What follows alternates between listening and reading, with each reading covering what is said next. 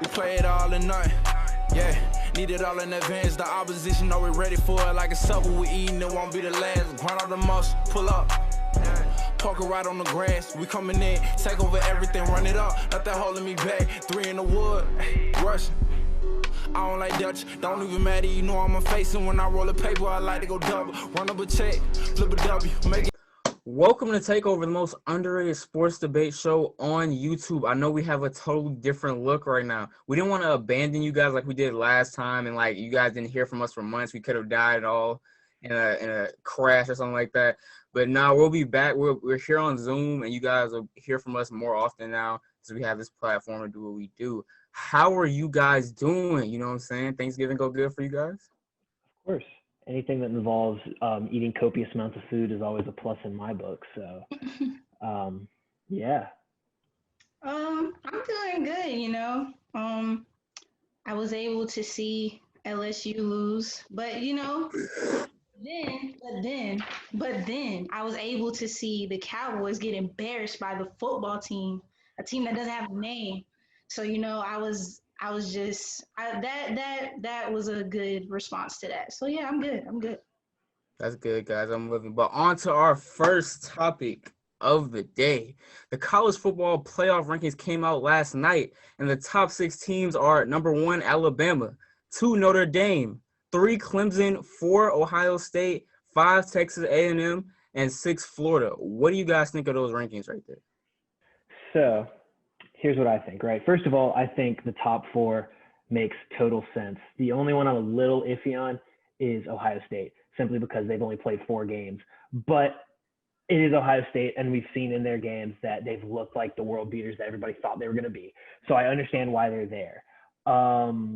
You know, Clemson, Notre Dame, Alabama, all very deserving.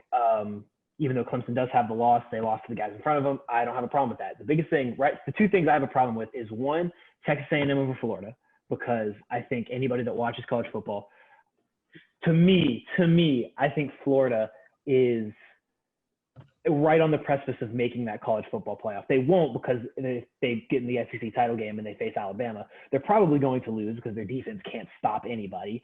But I think they should be above Texas A&M simply because I think that they've been more impressive to me. And the other thing I'm annoyed at is, why is Cincinnati not getting the respect they deserve? I'm not here to tell you that they deserve to be in the college football playoff, even though I think that they should put them in the playoff this year, just to either show everybody that these mid-major teams have no business being in there, or to show finally once and for all that if they are a great mid-major team, they should be in there, depending on how they do, obviously. But they have not played a truly close game this year, except for when they faced UCF, which there's no shame in, because UCF has been the mid-major powerhouse for years now. They absolutely destroyed Houston. They did even more bad things than Memphis. They destroyed SMU. They're facing all of these teams that we've consistently looked at as mid-major powerhouses, and they're giving it to them. So why are they only number 7? Why are they not higher? I would put them ahead of Texas A&M too, honestly. I think they're doing more impressive things. And I think that if OSU slips up, or if somebody in the playoffs slips out, like if Clemson loses the ACC title game, I think Cincinnati should be first up to replace them, depending on what happens with Florida. I'm going to focus, although you did say the first 6 teams, I am going to be addressing the whole ranking, because to me, some of these things just don't make sense, in my opinion.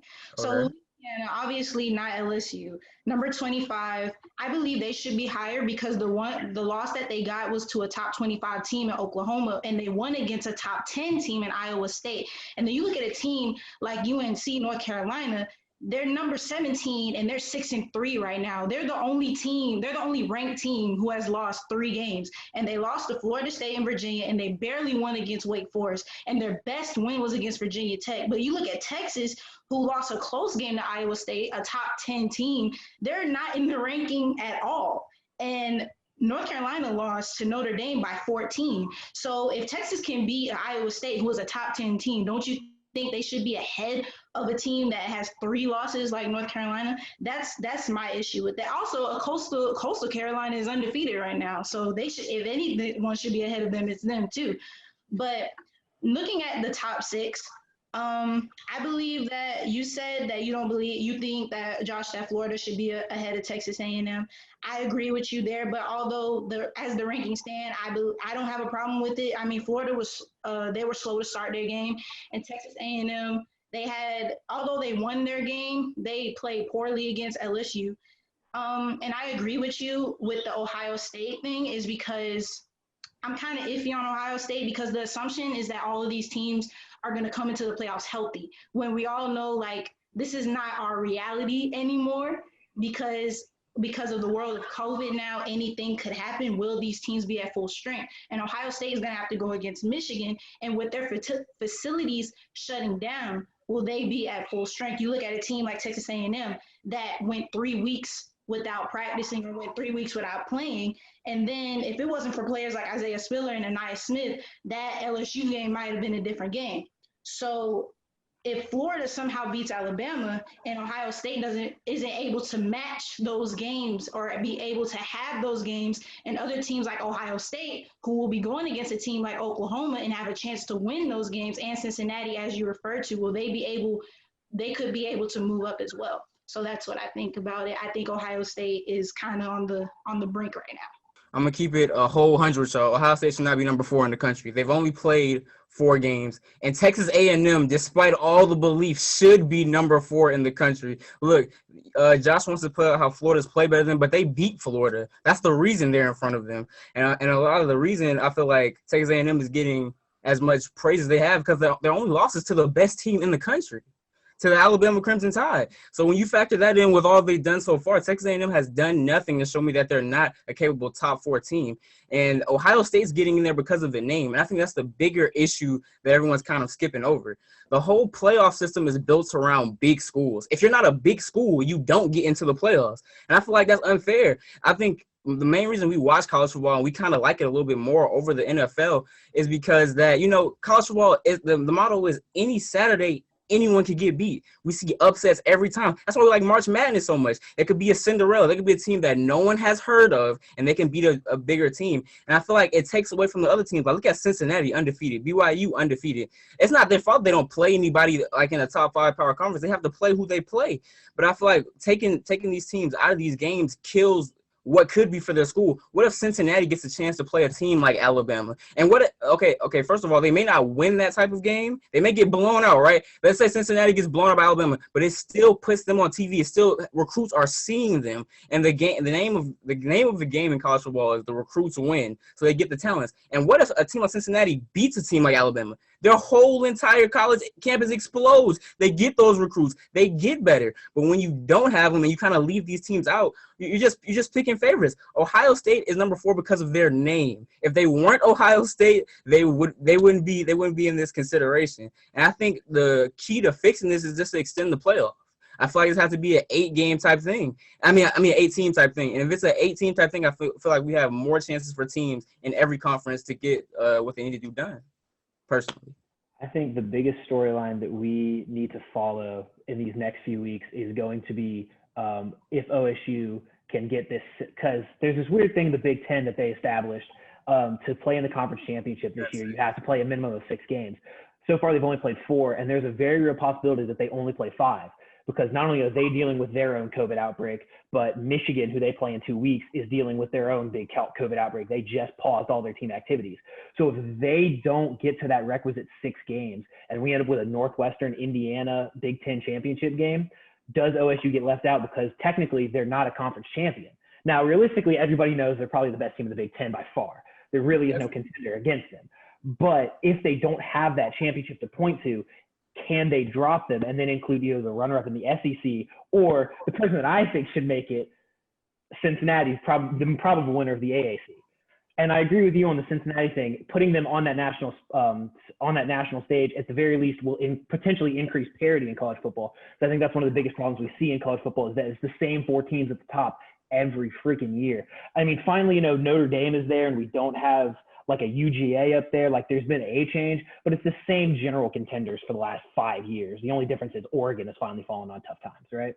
But I feel like it'll be a paradox in there anyway. Let's say, I mean, just look at it. Let's say Florida out of nowhere beats Alabama, right? Alabama's still going to be in the top 4. Oh, yeah, for sure. They'll be top 4 still. And then look at it. If Notre Dame loses to Clemson, they're still going to be in the top 4 too. So it's like the top 3 teams are already a lock.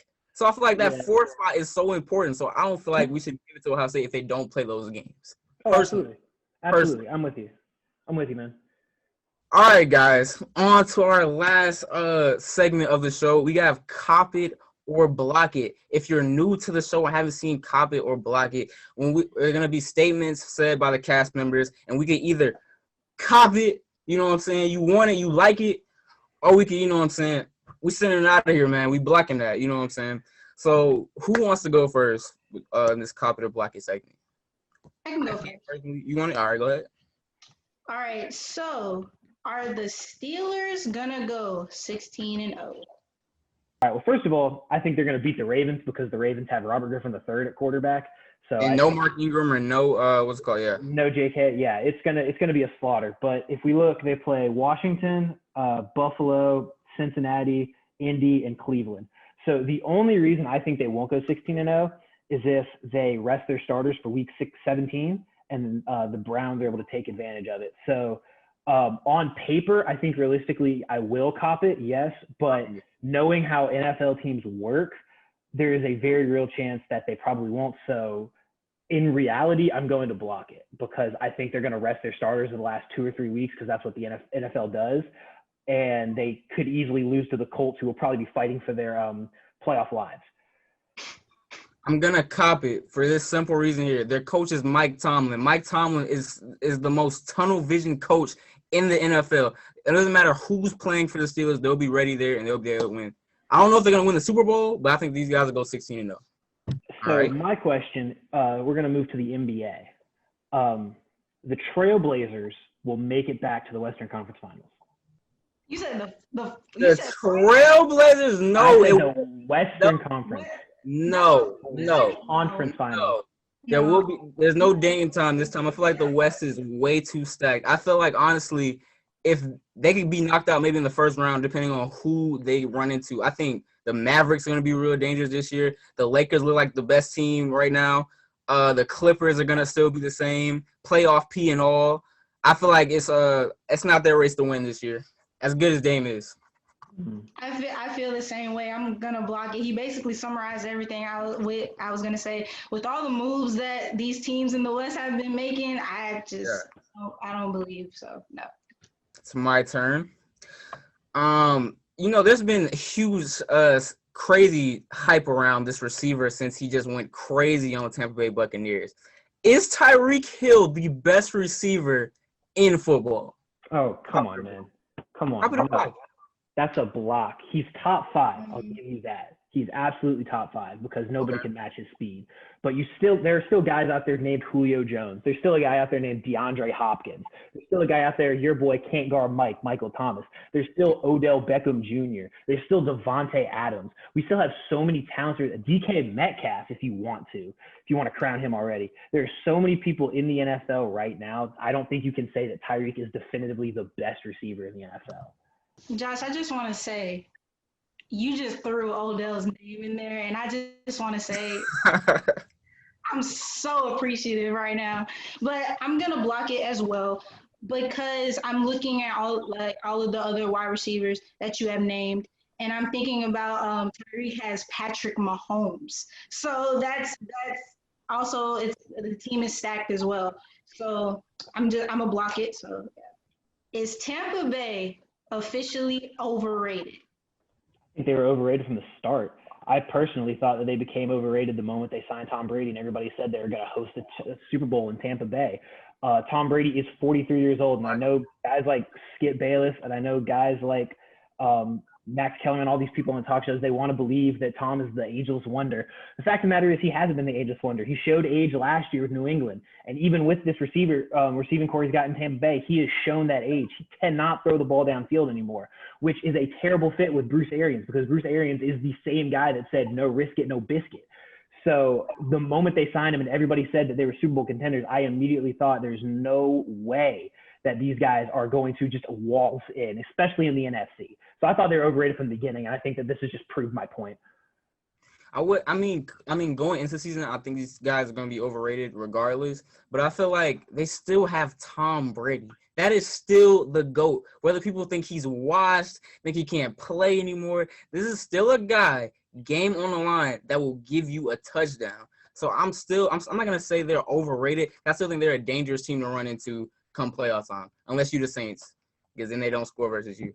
Exactly. But other than that, that's it. I mean, I feel like they still have a chance. They have the GOAT. You can't count them out just yet. Not just yet. I can when he's halfway to the GOAT. They still have the GOAT. Games with 22 incompletions. I don't know. They still have the GOAT. I don't know. He's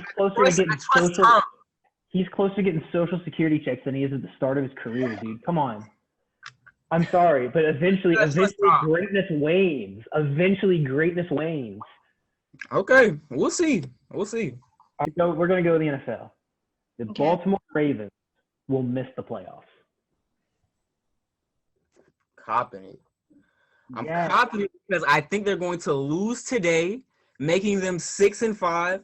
And then I don't know where it goes from there. I mean, I'll probably have to look at their schedule more, but it looks like how long are these guys going to be on COVID? Lamar Jackson hasn't looked great. It looks like they're a very one-dimensional team. I feel like they could get beat a couple more times, and they're on the outside looking in. And I feel like they have a lot more questions to answer when it comes to how good is Lamar going to be in the future. Will he develop as a pocket passer? These are still questions we've been asking since he got drafted. So I feel like the Ravens are in trouble. I don't feel like they'll make the playoffs. I will cop it as well because of them being on the COVID-19 protocol and things like that. And also, like, he basically summed up everything that I was gonna say. Lamar hasn't been playing how he should be playing, or at least when it gets to those big game moments, he doesn't show up. And the way that he has been playing hasn't showed that he was gonna bring that anyway. And you brought up their schedule. They go against, obviously, they're going to lose against the Steelers. They go against the Cowboys, the Browns, the Jaguars, the New York Giants, and the Bengals. That's possible. They may get a little loose. They might, yeah. So, but I feel like with all the other teams in their division, I don't think they're going to make it. Fair, very fair. All right, my last question. It may hit close to home. Feelings may get hurt over this one, all right? Be careful. Cop it or block it. Ja Morant will have a better sophomore season than Zion Williamson this year. Cop it or block it. I'm not touching this. I'm not touching this right now. No, let's cop it or block it. No. She gets to go first. You know what? I'm copping it. Okay. Why? Well, I can tell you why. Look at the jersey she's wearing. Exactly. Look. Listen, regardless of what the situations are on the team, I'm rolling with my boy Ja because rookie of the year, you know what I'm saying? He is a point guard. The point guard is the hardest position to learn in the NBA, and he showed that he strived and he can thrive in those type of moments. And I feel like he's gonna bring in Zion, you know, him and his squad that he has. I think he proved that Ja did way more with less. So I feel like when they got a lot of pieces, they got pieces in the draft with Memphis Grizzlies, and I feel like they're gonna make some noise. But I do feel like, although it may not look like it because the spotlight is so much on Zion, you know what I'm saying? He might not get as much light as Zion, but you know, I feel like he's gonna show up. He's gonna show y'all. I have been a supporter of Zion Williamson for a while now. I've had many conversations with people that live in my household that believe he's going to be one of the biggest busts of all time. And I don't think so. I think Zion Williamson is immensely talented. I think Zion Williamson is on a team that is on the up and up, right? But I'm going to cop it because I think that Ja Morant has a better chance to stay healthy. And I will bet on health 9 times out of 10. Zion Williamson is a phenomenal athlete and a phenomenal basketball player. But the fact of the matter is he has had multiple major injuries and he's only 20, 21. The dude can barely legally drink. And he's already had multiple knee procedures, multiple ankle problems. He missed most of last season. And I just do not feel comfortable saying he's going to have a better season than a guy that has already proved he can be durable and has already proved he can be successful over a long NBA stretch. as opposed to Zion, who as of now we have 23 games to go with. So Ja will have it better. I think in the long run, Zion will be better, but I think that in his sophomore season, Ja will be significantly better statistically. So I'm talking about Josh on the winning team. No, neither of them made the playoffs. Anyway, so we're gonna wrap up this episode. Have anything to say? I do have something to say, and I would like to say something. All right. My man Malik, I talked to you 2 weeks ago. You FaceTimed us while we were editing the video.